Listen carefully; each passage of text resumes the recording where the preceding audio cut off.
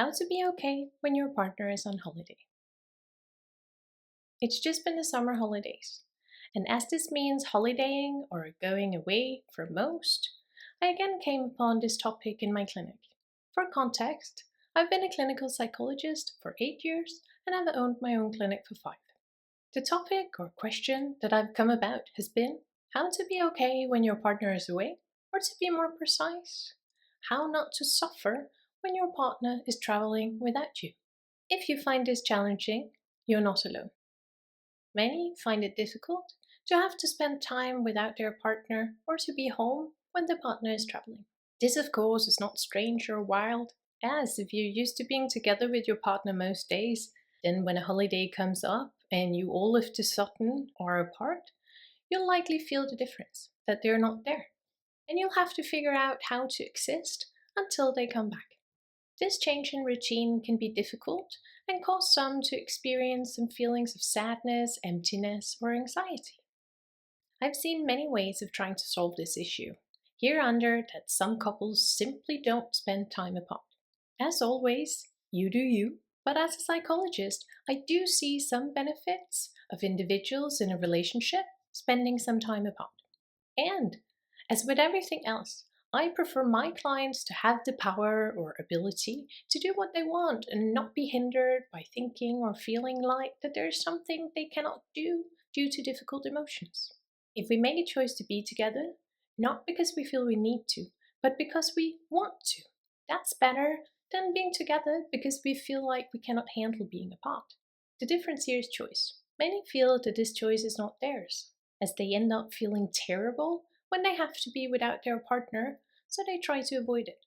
This can lead to unwanted arguments or pressure on the relationship, and for some, hinder their personal journey or development that should coexist or run alongside of their relationship status. Good. So there are some benefits to being apart, or at least having the ability to be apart without suffering. Some people are actually okay when their partner is not home. They look forward to it. Even if they love their partner and the time spent together, they also find that they can have a nice time apart. Maybe you've met some of those people. And maybe you wondered how they do it. As it's just been the summer holidays, I have some fresh examples for you on how to get by or how to be okay on your own when your partner is not home.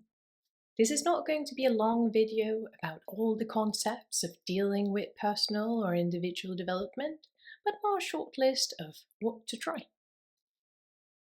I have another video on the topic of loneliness coming up, so please subscribe to my channel if you haven't already, so you don't miss it.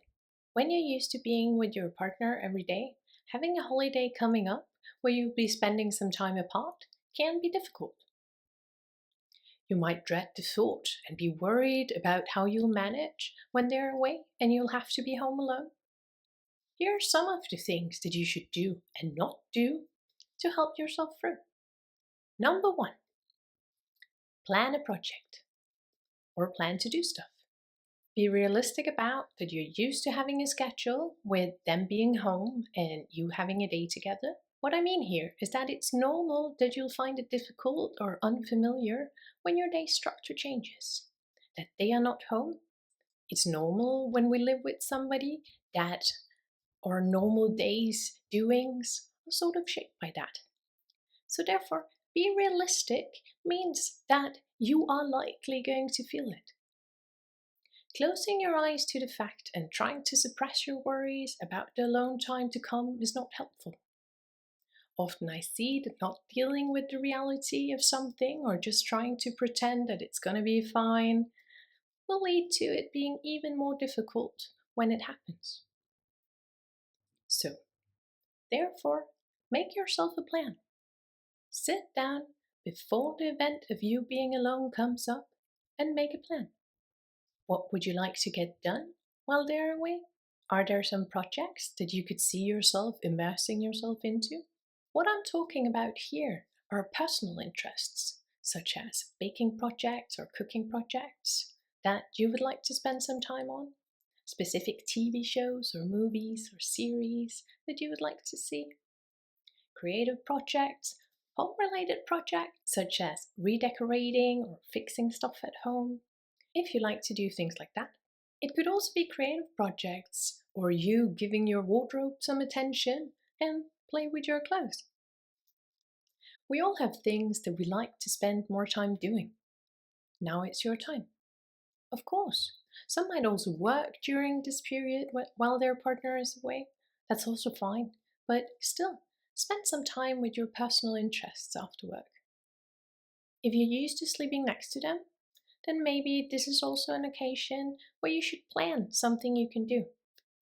Perhaps having a favorite program or audiobook that you can listen to as your temporary night routine.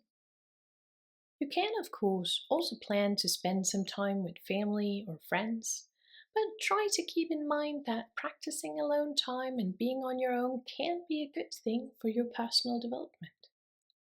Or at least, it's important that you feel that you have the ability to be alone without suffering. The title of this section was Plan.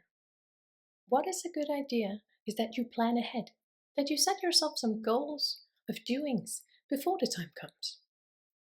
This way, you're not suppressing your thoughts about how difficult it might be to be alone, but instead you deal with the situation.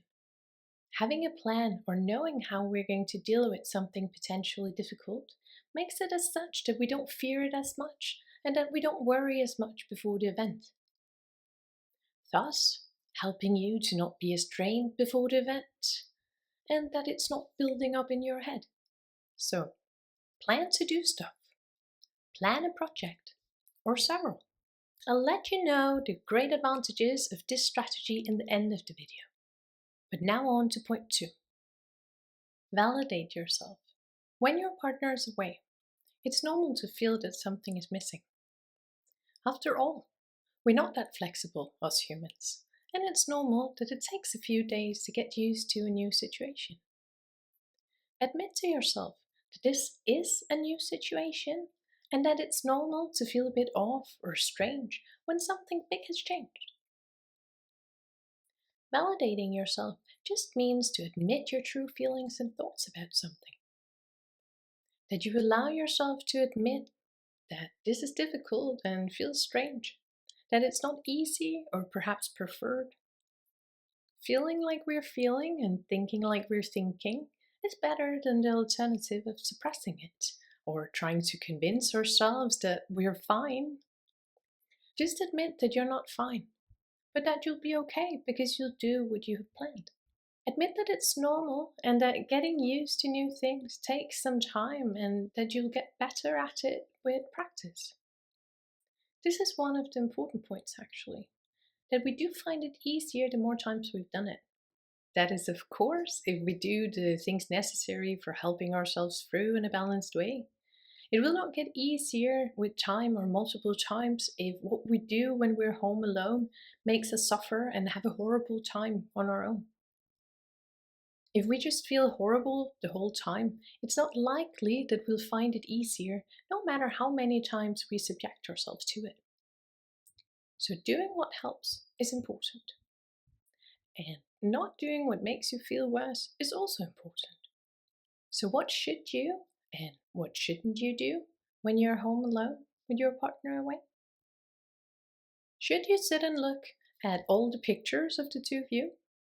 Should you text or call your partner constantly? Should you sit and watch sad love movies? Or should you talk to your friends only about how much you miss your partner? No. Don't do any of the above. As you can probably guess, it will make you feel worse, not better. If you want to practice being okay on your own, it's important that you do stuff on your own. That you have your own project and that you do your personal interests. This also means that you have to choose to focus your attention on the now, on what you're doing in the present, not thinking back or thinking forward, not thinking about your partner, at least not all the time. This is the time where you can make it about you. So don't sit in the hallway looking at the front door, waiting for them to come home. Don't diet or make a big beauty routine just to look better when your partner comes home. Also, dieting or undereating is sure to make you feel emotionally unstable, so embarking on that when you're already a bit stressed about new circumstances is not helpful or recommended. The advantages of you doing something on your own while your partner is away are both that it helps you out with you and with your relationship. Being able to be okay on your own or teaching yourself by doing it and getting yourself used to it is important. This helps you not need anybody to be okay. And therefore, you can be more picky with regards to the company you choose. Knowing that you can get by or be okay on your own also helps you let go of some of the fears connected to being alone and will likely improve your self-esteem. Being able to have a life, even though your partner is away, is important for how you view yourself. That you also exist as an individual. That you do interesting things and things that interest you. That you are interesting. You viewing yourself as interesting is helpful in your confidence, in your worth, in the relationship as well. Also, doing things while your partner is away make you have things to tell them when they come home or when you talk to them on the phone. Again, so the topic or totality of your focus is not just on the fact that they are missing. Of course, it's okay to miss your partner when they are away. It's normal and likely a sign that you love them. But if you, by circumstance or by choice, have to spend some time apart, then keep in mind, do things on your own. Don't just sit and wait. I think this was all we had time for. What was your takeaway from today's video? As always, feel free to take away the things that you can use, if any, and leave the rest. Please subscribe or like so my channel can grow. Thank you so much for watching and have a nice day.